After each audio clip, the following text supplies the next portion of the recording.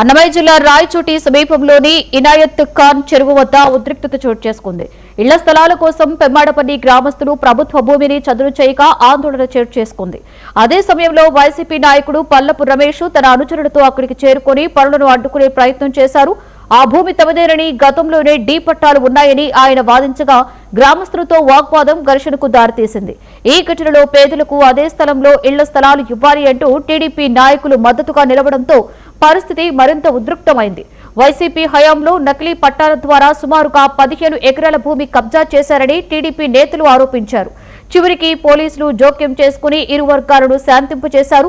భవిష్యత్తులో అక్రమ పట్టాలపై చర్యలు తీసుకుంటామని టీడీపీ నాయకులు హెచ్చరించారు.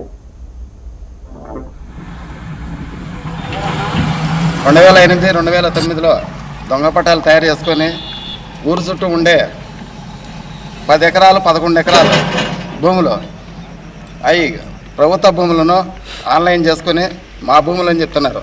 నేను ఇదివరకే 2 తూర్లు 4-5 తూర్లు ఎంఆర్ఓలతో స్పందనలో కంప్లైంట్ పెట్టిన కలెక్టర్లకు 3 కలెక్టర్లు కంప్లైంట్ పెట్టిన.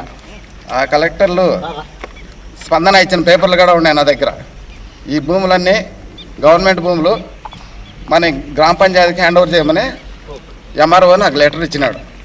అయినా కానీ ఇక్కడుండే ఆ గవర్నమెంట్లో వాళ్ళు రాజకీయ నాయకుల ఒత్తిడి వల్ల ఎవరు ఇవ్వలేకపోయినారు. 2008-2009లో మా గ్రామం చుట్టూ 20 కోట్ల ఆస్తి ఆయన దగ్గర ఇప్పుడు ఉంది.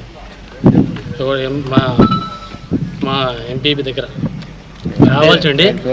మేము పేదల కోసం ఏదో పేదల కోసమో మేమేదో భూమి తయారు చేసుకుంటా మళ్ళీ ఏదో పేపర్ ఎత్తుకొచ్చినాడు. అసైన్మెంట్ భూమి ఏమంటే శ్రీకాంత్ రెడ్డి 20 ఏళ్ళు ఉన్నాడు. 20 ఏళ్ళు ఉన్నాడు. అసైన్కు కమిటీ వేసినాడు, వాళ్ళకి ఇచ్చేసినాడు. ఎవరికి ఇష్టం వచ్చినట్టు ఇచ్చేసినాడు. మేము మా గ్రామంలో ఎవడని అడిగితే అసైన్మెంట్ మా గ్రామ పరిధిలో ఎవరికి లేదు.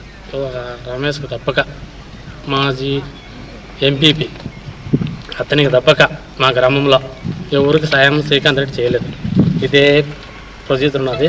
మేమందరము పోలీసుతో సహా మేము తయారు చేసి పెట్టినాం. మా గ్రామం చుట్టూ 20 కోట్ల ఆస్తి ఆయన దగ్గర ఇప్పుడు ఉంది. మా